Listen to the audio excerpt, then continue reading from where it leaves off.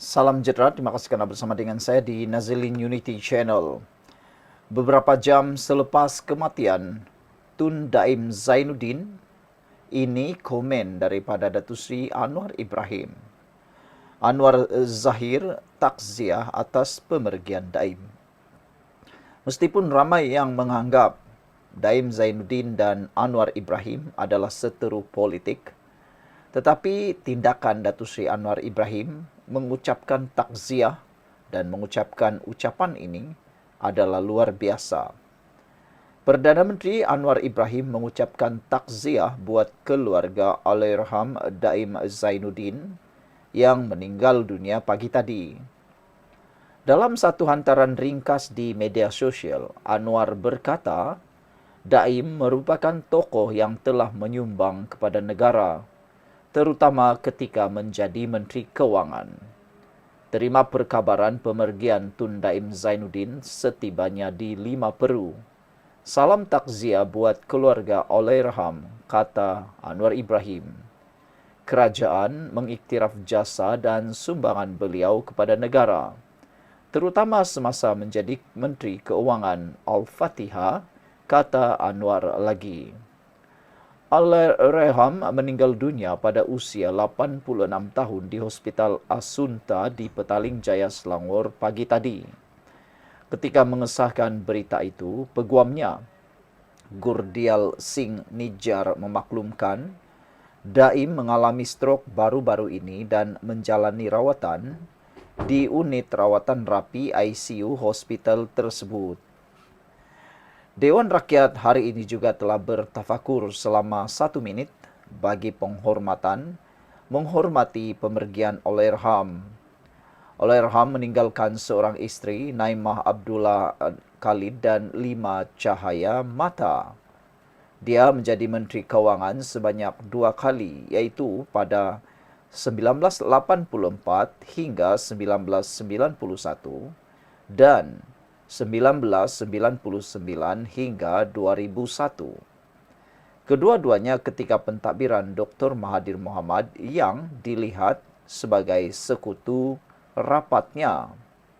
Daim yang juga taikun perniagaan kembali aktif di pentas politik apabila menyertai kempen Pakatan Harapan semasa PRU 2018 yang diketuai Mahathir yang ketika itu menjadi pengerusi bersatu. PRU itu mencatat sejarah apabila Barisan Nasional kalah buat kali pertama. Dr. Mahathir kemudian sekali lagi menjadi Perdana Menteri dan Daim dilantik menjadi pengerusi Majlis Penasihat Kerajaan. Daim sekali lagi menjadi perhatian selepas SPRM memulakan siasatan ke atasnya berhubung dakwaan rasuah dan pengubahan wang haram. Dia didakwa di mahkamah atas kegagalan mematuhi notis SPRM untuk mengisytiharkan aset miliknya. Isterinya Naimah turut berdepan dakwaan yang sama. Daim dan Naimah kemudian mendakwa pentadbiran Anwar melakukan pendakwaan politik terhadap mereka. Walaupun pernah bersama-sama berkhidmat ketika pentadbiran Mahathir, kedua-duanya dilihat tidak mempunyai hubungan yang baik. Namun ketika kemuncak skandal 1MDB, Daim berkata dia kembali menjadi peguam atas tujuan melawat Anwar semasa pengerusi Pakatan Harapan itu menjalani hukuman di penjara Sungai Buloh.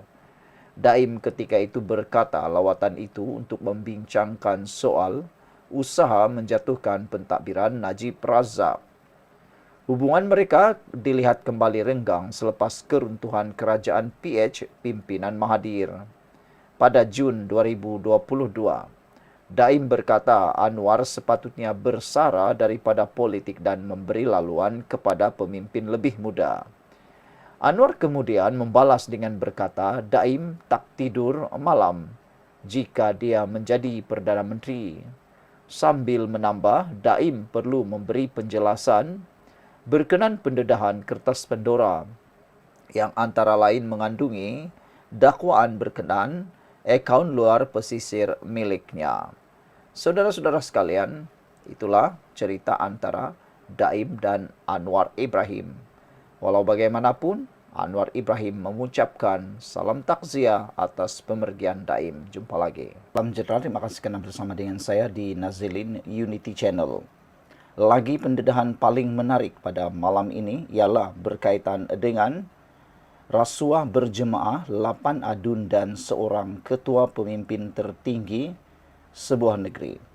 Hari ini, pemberi maklumat akhirnya mengambil tindakan paling nekad dan paling luar biasa yang pernah kita dengar, yaitu pemberi maklumat akhirnya mengambil jalan paling selamat yang tak pernah orang rasa dan tak pernah orang ketahui, yaitu beliau akhirnya mengutus surat kepada Keduli Yang Maha Mulia yang di-Pertuan Agong Sultan Ibrahim.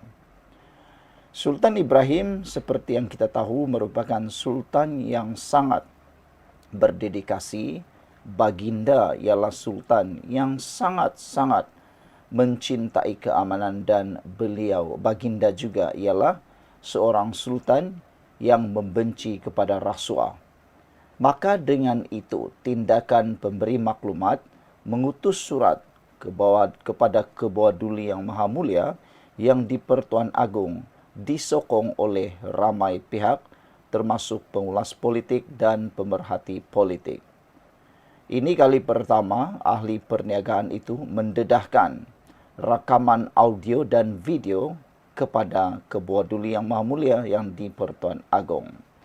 Akhirnya pendedah maklumat utus surat terbuka kepada Agong. Pendedah maklumat yang mencuri perhatian dengan dakwaan skandal rasuah Sabah merayu kepada yang di-Pertuan Agong Sultan Ibrahim untuk menyemak bukti dimilikinya dan memutuskan sama ada dia patut diberikan perlindungan. Dalam surat terbuka itu, ahli perniagaan itu buat kali pertama mengaku memberi rasuah kepada 8 anggota Dewan Undangan Negeri Adun itu.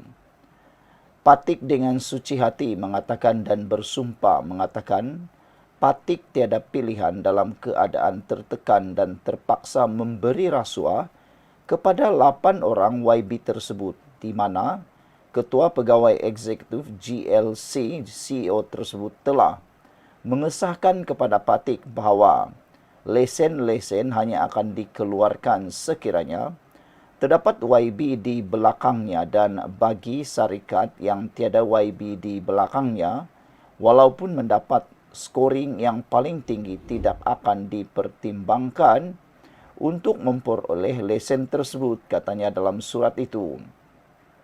Dia juga memaklumkan terdapat video bekas Ketua Pegawai Eksekutif Sabah Mineral Management Sdn Bhd, John T. Enggihon menuduh Ketua Menteri Haji Jinor menyalahgunakan kuasa.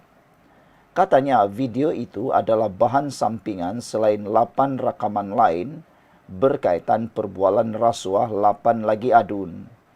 Patik bersumpah bahawa Patik pada ketika itu terdesak dan tiada pilihan kerana Patik telah mengeluarkan modal yang banyak bagi membuat persediaan menjalankan projek cari gali mineral tersebut dan telah berhutang dengan pelabur dan menemui jalan buntu apabila dimaklumkan tiada cara lain untuk mendapatkan lesen-lesen tersebut kecuali melalui rasuah kepada YB ini, katanya. Dia juga memohon maaf kerana menyembunyikan identiti atas alasan keselamatan serta memaklumkan kepada media terlebih dahulu. Katanya, dia dengan suci hati telah cuba untuk membongkarkan kes ini melalui SPRM.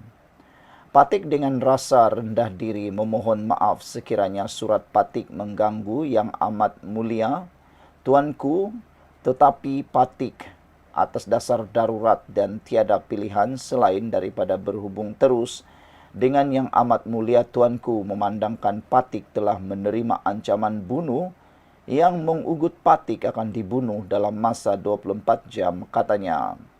Sabtu lalu, Malaysia kini mendedahkan terdapat sekurang-kurangnya 8 rakaman video mengaitkan beberapa adun yang didakwa membincangkan rasuah bernilai ratusan ribu ringgit yang sebagai balasan untuk mendapatkan projek.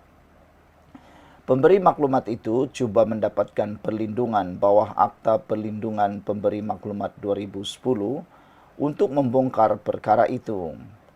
Hari ini, Ketua Menteri Sabah Haji Jinor berkata akan memberi kerjasama penuh kepada pihak berkuasa berhubung dakwaan itu, namun mahu pemberi rasuah ditangkap terlebih dahulu. Pemberi rasuah itu ada niat tidak baik untuk dapatkan sesuatu daripada kerajaan. Apabila tidak dapat, inilah yang keluar rakaman, katanya. Di bawah salinan penuh surat kepada Agong tersebut.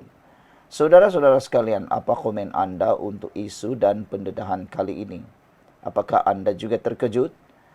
Komen daripada E1976 dari zaman Atok lagi menular masa PN, kata beliau. Mr. Sakau kata berlaku zaman Madani atau zaman PNBS. Ini menjadi persoalan besar dan persoalan yang amat rumit untuk kita sama-sama rungkai. Kerana ada kemungkinan kes ini bukan berlaku pada tahun ini atau tahun lalu, tetapi mungkin berlaku pada tahun-tahun sebelumnya. Bilakah ia berlaku pun kita tidak pasti, meskipun menurut pemberi maklumat beliau merakamkannya pada tahun ini. Tetapi yang menariknya, pendedah maklumat mengambil inisiatif yang paling terdesak, yaitu telah pun menulis surat, mengutus surat terbuka kepada Agong. Nampaknya pendedah maklumat benar-benar sudah terdesak dan benar-benar sudah berada di dalam keadaan yang sangat terdesak. Bagaimana semua ini akan berakhir, kita tunggulah nanti. Tapi yang menjadi persoalan, bagaimana cepatnya pemberi maklumat dapat mengutus surat kepada yang di-Pertuan Agong. Pendedah maklumat menyatakan bahawa beliau telah pun terdesak dan mahu merayu kepada yang di-Pertuan Agong untuk menyemak bukti dimilikinya dan memutuskan sama ada dia patut diberikan perlindungan. Pemberi maklumat mengaku memberi rasuah kepada 8 anggota Dewan Undangan Negeri ADUN itu. Patik dengan suci hati mengatakan dan bersumpah mengatakan Patik tiada pilihan dalam keadaan tertekan dan terpaksa memberi rasuah kepada 8 orang YB tersebut, di mana Ketua Pegawai Eksekutif CEO GLC tersebut telah mengesahkan kepada Patik bahawa lesen-lesen hanya akan dikeluarkan sekiranya terdapat YB di belakangnya, dan bagi syarikat yang tiada YB di belakangnya, walaupun mendapat scoring yang paling tinggi tidak akan dipertimbangkan untuk mendapatkan lesen tersebut, katanya. Dia juga memaklumkan terdapat video bekas Ketua Pegawai Eksekutif Sabah Mineral Management Sindiran Berhad, John T. Enggihon, menuduh Ketua Menteri Haji Jinor menyalahgunakan kuasa. Katanya video itu adalah bahan sampingan selain 8 rakaman lain berkaitan perbualan rasuah, 8 lagi adun. Sekian dulu untuk kali ini. Jangan lupa tinggalkan komen anda.